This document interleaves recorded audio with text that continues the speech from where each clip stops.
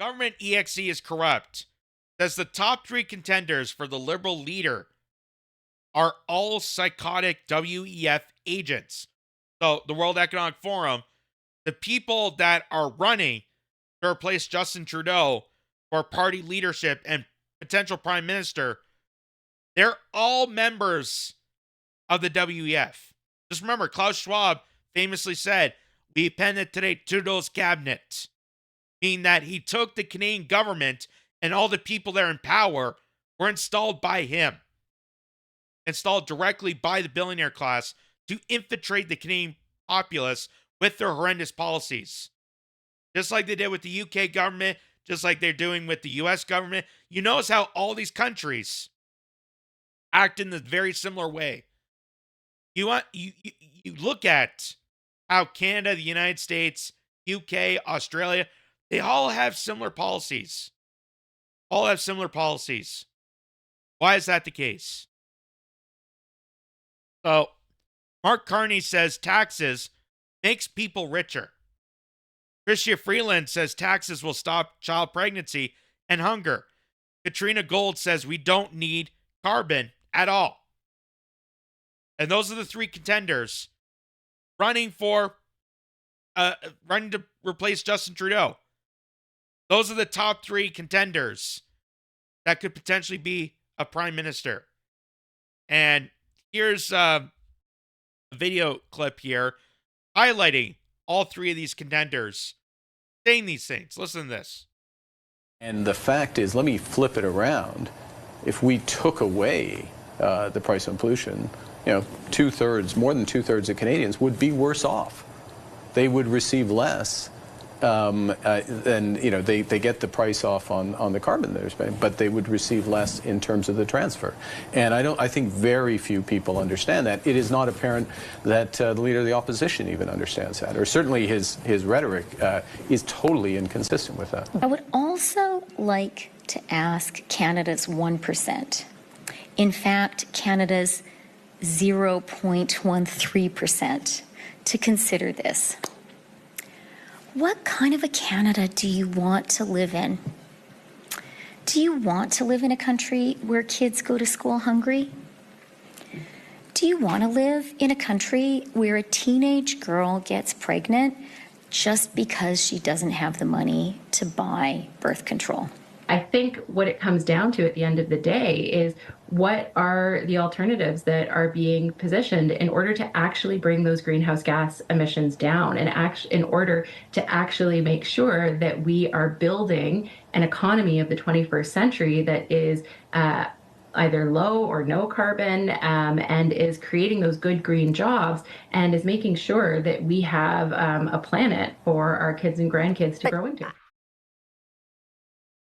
So you notice how they all act the same way, had the same dialect, same verbiage, same kind of wording.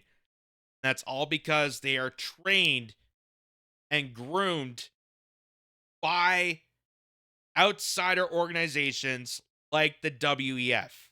Those are all their talking points. That, hey, give us more money, and that's going to fix the weather. That's going to fix climate. Give us more money to send to the billionaire class with their private jets, with their big giant Escalades that they have their motorcades, 7 of them, to attend a public event. We're going to save the climate. Just give us more money. And considering that Canadians already pay an extensive amount on taxes, on top of the carbon taxes, but you're about to see Mark Carney, who it seems to be the top contender of this. There's so many people that are on his side that are enforcing him to become the next leadership of the Liberal Party, but also the potential prime minister. And here's Mark Carney announcing that the carbon tax rate is too low. Meaning that you and me and all the other Canadians need to cough up more money that people like him and Bill Gates and Al Gore and John Kerry and Paul Ryan and all these other people can take their private jets, take their motorcades to fly all around the world and dictate and control other countries and their governments. Because it sure is not at all helping the environment. In fact, the more money we put into carbon taxes, the worse emissions we're getting out of it. That's studies proven that Canadians have put out more emissions the further we went along with carbon taxes. But they've gotten more money. They've gotten more money out of our pockets and believe people that paying more is going to make things greener. So here's what Mark Carney said in an interview at his own house, demanding that we increase the carbon rates. Listen. Now, so far, carbon prices have been applied sparingly. They've been set far too low, in the single digits on average globally, well short of the estimated $80 to $100 a ton needed by the end of this decade to keep us on track to net zero. So he's saying we need to increase it to about $80 to $100 per barrel of fossil fuels in order to meet net zero. And if you remember the segment we did with the Greenpeace activists, net zero is a killer. Net zero makes the planet worse. If we didn't have carbon, we don't have trees. We don't have trees, we don't have oxygen. We don't have oxygen, there goes us. There goes fish. There goes livestock. There goes the entire planet.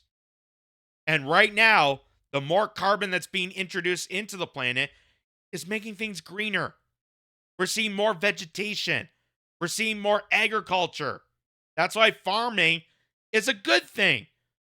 More farms producing crops benefit the planet way better than Bill Gates cutting down trees, burying them, and creating these plants, chemical plants, to 3D process food. It's definitely way more feasible for the country and for the planet than putting a carbon tax on people to make things more skyrocketing expensive, less affordable, and crushing the middle class economy, which is exactly what this is intended to do.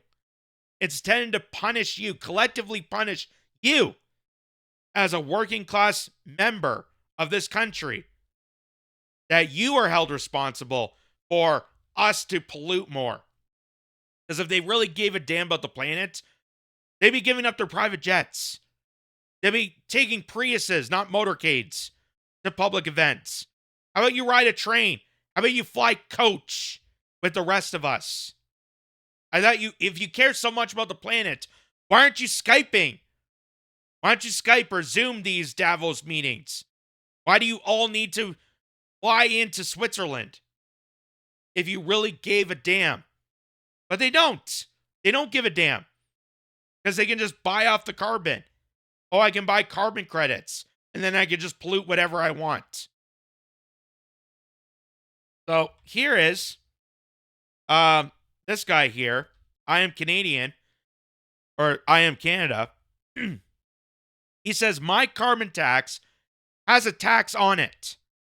So the carbon tax, where they're taking your money, and then Justin Trudeau and the Liberal Party say, oh, you're going to get that money back anyway, and you're going to get more of it back, it's more of an investment, is a lie. It's a lie. Because my carbon tax, this guy, my carbon tax, has a tax on it. Just like everyone else. How is this even legal? And there he shows his receipt there, where he's getting taxed for getting the carbon tax rebate back. So you're paying money to hopefully get a rebate back, and then you have to pay that rebate back. Does that make sense? And supposedly this is all to fix the planet. Supposedly this is all to fix the climate. And that money's not going towards planting trees. That's not going towards the farmers to help better agriculture. That's not going towards sustainable situations. It's not going to hemp production. So what is that money going towards? Nothing. All that carbon tax is just a waste. It's a waste. It's a scheme to take more money out of working Canadians, out of their pocket that luxury jet owners like Mark Carney and Bill Gates and all these other figures can go around, buy carbon credits, and pretend that they give a damn about the planet when they don't. It's all about control. It's all about scamming you and controlling people, waving the finger at you when you couldn't even hold a candle to the amount of pollution, the amount of emission that people like Mark Carney produce on an average day. They produce more on an average day than you do in your entire lifetime. But you have to pay more extra taxes to heat your home, for the gasoline to take you to work, for your food, because that carbon tax goes on to grocery prices. So we all get screwed by it, but Mark Carney doesn't. And that's why Mark Carney can sit in his lovely home there and tell you that, oh, it's too low. It's too low. Listen. Now, so far, carbon prices have been applied sparingly. They've been set far too low. Far too low. Far too low. I don't know if you went to a grocery store these days. It's over $100 just for one bag. For a regular one person to get just groceries. And he's saying it's far too low. It's far too low. We need to extend that. We need to make things more unaffordable for Canadians. Because that miracle is somehow going to fix the climate. It's going to make things better. When yet they haven't done jack squat. They haven't done jack squat on any of this. Digits on average globally, well short of the estimated $80 to $100 a ton needed by the end of this decade to keep us on track to net zero. Keep us on track to net zero. Meaning that there's going to be no carbon, which means fundamentally that's going to extinguish life. And that's scientifically proven. That's basic biology. That it doesn't take rocket science to figure that out. If you don't have carbon dioxide, that's not going to feed plants. That's not going to feed trees and livestock. That produces oxygen that we need to breathe, that we need to live, that we need clean air and clean oxygen, and we need clean water. And none of that's being implemented in any of this carbon tax. But hey, giving them more money is going to send Mark Carney back to Davos to complain more about climate change. It's just an endless cycle. That's not going to fix anything. And we saw with the Greenpeace activists, it's a scam. It's a deadly scam. And it's not actually implementing any real solutions to a problem. This is all just a scam to extort more money out of you and flourish their needs when they're the ones screaming the loudest about the environment and they're not doing anything about it. They're not cutting back on their emissions. They're not going to sell off their private jets. You think they're going to take public transportation? But yet, we have to pay more. We're not allowed to have a gas lawnmower. We have to change our behaviors around. But they can buy carbon credits to do the exact same and more, worse emissions than we could ever do in our lifetime. How does that make sense? This is brought to you by Ground News, the versatile news app and website that gathers all the world's media on one place and allows users to compare coverage. Ground News gives you the access of thousands of sources worldwide, allows you to see the media blind spots, and even gives analysis on the bias and factuality of those stories. Weave your way through the mainstream narratives, the corporate lies, and have total access to find complete information that you deserve. Click on the link below and get 15% off a subscription. Be critical, be informed, be ground.